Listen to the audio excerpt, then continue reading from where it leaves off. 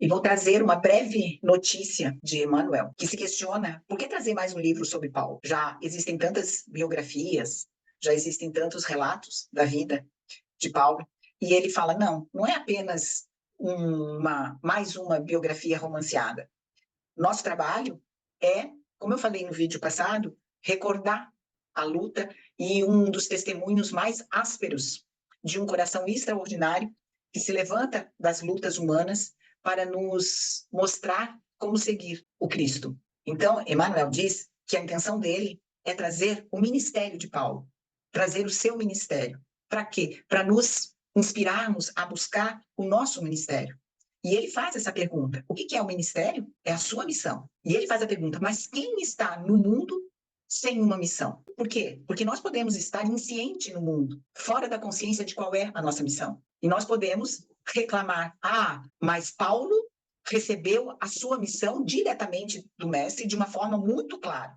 E eu desconheço qual é a minha própria tarefa nesse mundo. E aí Emmanuel fala assim, que há aqui muita desatenção e muito capricho pernicioso, além também de ignorância. Ele é bastante claro, ele é bastante direto quando está falando da nossa tarefa, da nossa missão aqui nesse mundo. E ressalta que todos os homens têm a sua convocação pessoal ao serviço do Cristo. E que as formas dessa convocação, elas podem variar sim, mas a essência ao apelo vai ser sempre a mesma.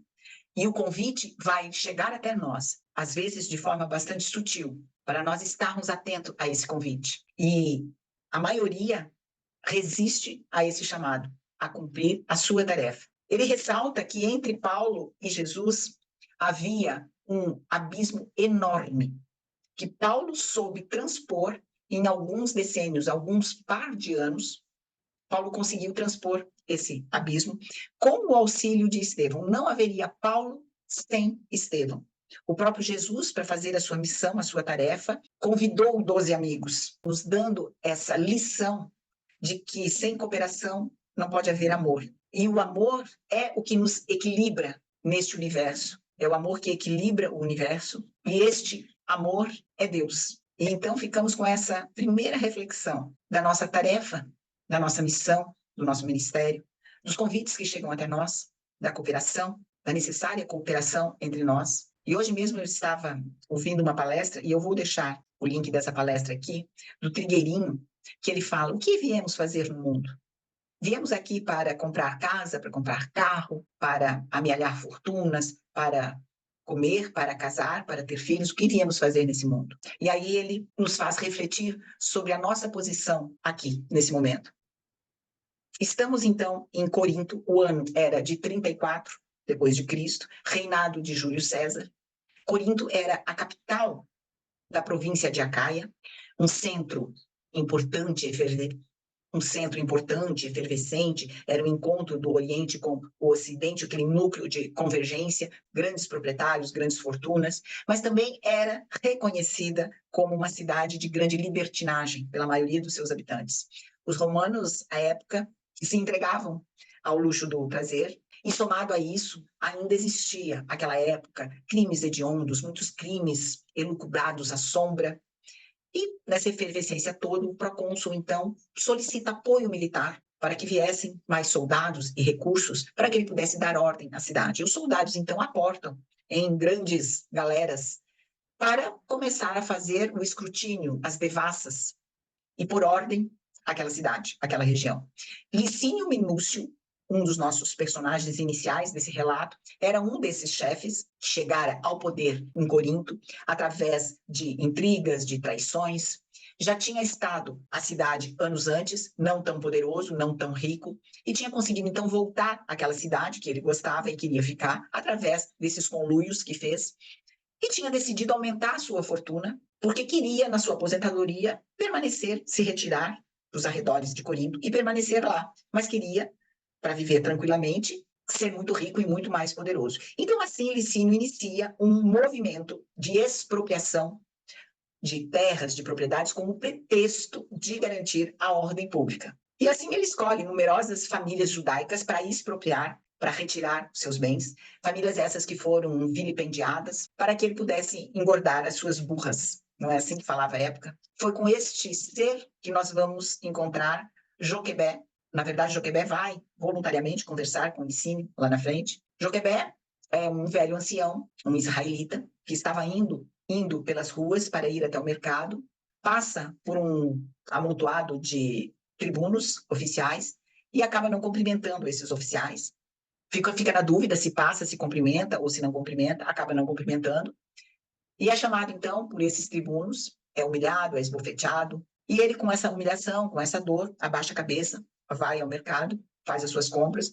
Quando volta, encontra outra leva de tribunos. Aí, então, pela reprimenda que sofreu por não ter cumprimentado, resolve cumprimentar. À medida que ele cumprimenta esses tribunos, acaba sendo novamente esmurrado, porque eles entendem uma afronta um israelita vir se dirigir àqueles oficiais. E todos esses acontecimentos fazem com que Joquebed comece a fazer a reflexão dessa humilhação, as lágrimas começam a correr dos seus olhos, e ele começa a pensar em tudo o que aconteceu na sua vida. Ele já viúvo, grande parte da sua fortuna, das suas terras, haviam sido já surrupiadas. Ele tinha sido preso injustamente por uma acusação falsa. Ou seja, ele já guardava no seu peito grandes mágoas. Mas possuía 2 filhos, Abigail e Gesiel, que eram a alegria da sua vida. Quando ele lembrava desses filhos, a brutalidade daqueles romanos diminuía. E ele estava indo para casa, pelas vias, fazendo essas reflexões, quando eis que desce para uma liteira, desce um oficial e avisa que Licínio Minúcio vai receber ao meio-dia do dia seguinte todo aquele cidadão que se sentisse prejudicado em seus interesses pessoais. Assim, Joquebed volta para casa, cansado de humilhação, é recebido pela sua filha Abigail. À época, Abigail possuía 18 anos e o livro descreve como uma moça muito linda, de cabelos cacheados até os ombros, com uns olhos muito negros, que era uma mulher de rara beleza, uma jovem de rara beleza. E Estevão, então, estava com 25 anos, trabalhava arando a terra, fazendo as providências, e Estevão era esse apoio quase que paternal para aquela família.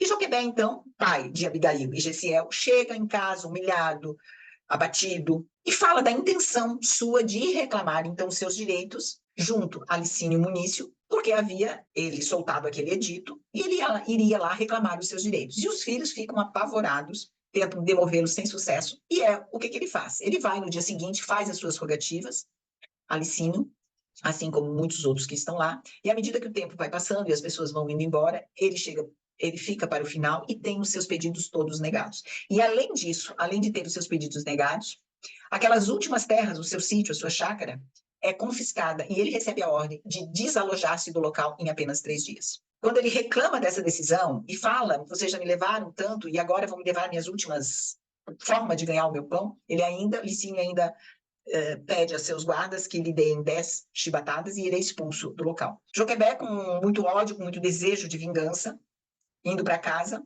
acaba por atear fogo na propriedade vizinha, que fazia divisa com a sua, que era de propriedade do seu verdugo, ou seja, de Licínio. E aí já vamos entender o porquê que Licínio desapropriou a terra, porque aí sim poderia aumentar seu patrimônio.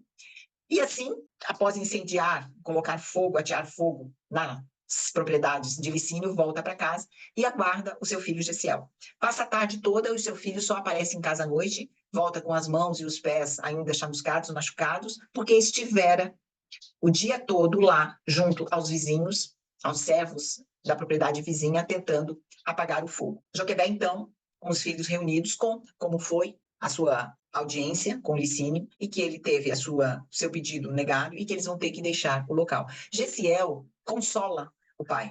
Ele consola o pai e ele fala algo: meu pai, por que vos atemorizardes? Deus nunca é avaro de misericórdia. Essas derrotas chegam e passam. E aí ele fala toda uma reflexão para o pai em relação ao poder de Deus de nos consolar nesses momentos. Mas então, Joquebed conta do incêndio, fala da sua vingança, do ódio que teve, da raiva, e que foi lá e que atirou o fogo. Ele conta do incêndio. E Gesiel pergunta: meu pai, por que levantastes o teu braço vingador? Por que não esperastes a ação da justiça divina? Quantas vezes nós não cometemos esse pensamento de ódio, esse pensamento de vingança? Porque nós, sofrendo algumas injustiças, também não esperamos a ação da justiça divina Então, nesse momento, Gesiel faz uma linda reflexão, não apenas com a impaciência de nós aguardarmos, né, do Pai ter aguardado a ação da justiça divina, mas ele faz uma reflexão sobre,